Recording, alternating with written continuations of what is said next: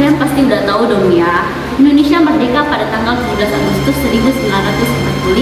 Tapi tahu nggak sih, Apaan tuh? sehari sebelum kejadian tersebut, terdapat peristiwa epik, kalau bisa dibilang sih drama seru yang bikin sejarah panas. Nah, peristiwa ini disebut dengan nama Rengas Dengklok. Nah, dalam video ini kita akan membahas tuntas bagaimana peristiwa ini jadi titik balik kemerdekaan Indonesia. Simak sampai habis ya.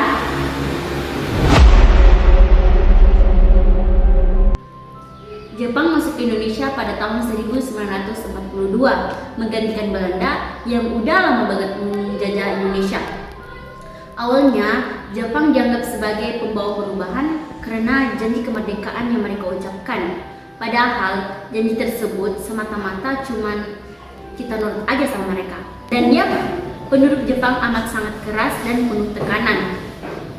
Rakyat Indonesia mengalami kesulitan. Tapi di balik itu semua, semangat kemerdekaan mulai tumbuh di kalangan pemuda yang mulai aktif membentuk organisasi dan pembentukan kelompok. Di sisi lain, dalam Perang Pasifik Jepang kalah terus dari tentara sekutu, di antara lain Tiongkok, Amerika Serikat, Britania Raya, Uni Soviet, dan Belanda. Sampai puncaknya peristiwa bom atom Hiroshima dan Nagasaki. Nah, tentu aja dengan dua bom atom yang dijatuhkan ke negara mereka, kondisi politik dan ekonomi Jepang itu langsung lumpuh seketika. Jepang yang awalnya duduk tanduk akhirnya pada tanggal 14 Agustus 1945 menyerah kepada sekutu. Nah, disinilah muncul perbedaan pandangan yang cukup tajam. Karena golongan muda mendesak bahwasanya kemerdekaan harus segera diproklamasikan tanpa adanya campur tangan dari Jepang. Sedangkan golongan tua seperti Soekarno dan Hatta ingin bahwasanya sidang resmi PPKI agar terorganisir dan diakui oleh internasional. Nah, pada tanggal 15 Agustus 1945, para pemuda Indonesia mengadakan rapat kerja penting untuk membahas tentang mempercepat langkah kemerdekaan. Mereka sepakat bahwasanya kemerdekaan harus segera diproklamasikan tanpa sidang resmi PPKI ataupun campur tangan dari Jepang. Mereka mengutus perwakilan untuk menyampaikan keinginannya kepada Soekarno dan Hatta. Namun hal tersebut ditolak karena ingin menunggu sidang resmi tersebut. Walaupun sempat ditolak, semangat para pemuda ini tidak pernah padam, melainkan semakin panas. Pada dini hari, tepatnya tanggal 16 Agustus 1945, sekelompok pemuda yang terdiri dari Soekarni, Wilkana Adit, dan Khairul Saleh dari perkumpulan Menteng 31 menculik Soekarno dan Hatta di rumah mereka di Menteng. Ini bukanlah sebuah penculikan kriminal, melainkan aksi heroik di mana bertujuan agar Soekarno dan Hatta segera memproklamasikan kemerdekaan. Mereka dibawa ke Rengas Dengklok, sebuah kota kecil di Karawang yang menurut mereka aman dari pengawasan Jepang. Mereka disekap di rumah Jiao Kisiong, seorang warga Tionghoa yang mendukung penuh semangat kemerdekaan.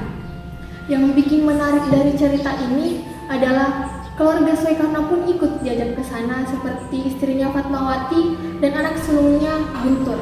Sedangkan keluarga Hatta tetap berada di Jakarta. Bagaimana jika cerita ini terjadi di zaman sekarang? Sudah pasti viral di media sosial, terutama TikTok dan Twitter.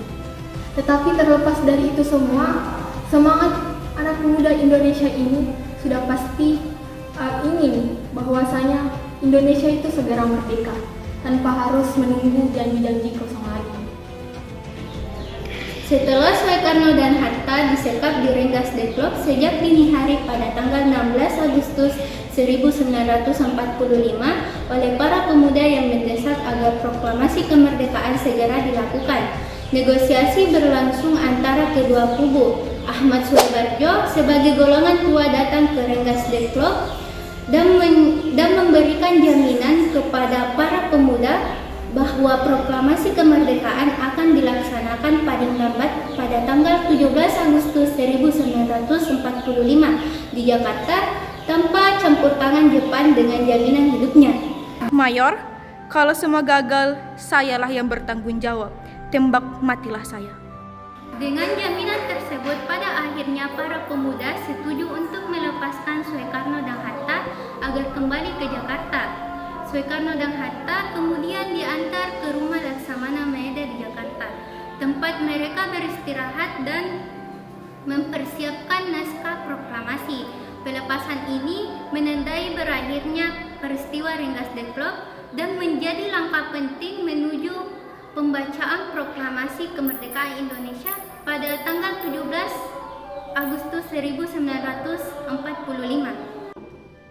Keesokan harinya pada tanggal 17 Agustus 1945, Soekarno membacakan proklamasi kemerdekaan Indonesia di rumahnya. Di Jalan Pegangsaan Timur nomor 56 ini, momen bersejarah yang menandai lahirnya bangsa Indonesia yang merdeka, atau peristiwa Rengas Dengklok jadi titik balik yang mempercepat kemerdekaan. Buktiin kalau kemerdekaan itu bukan hadiah dari Jepang, tapi hasil perjuangan rakyat.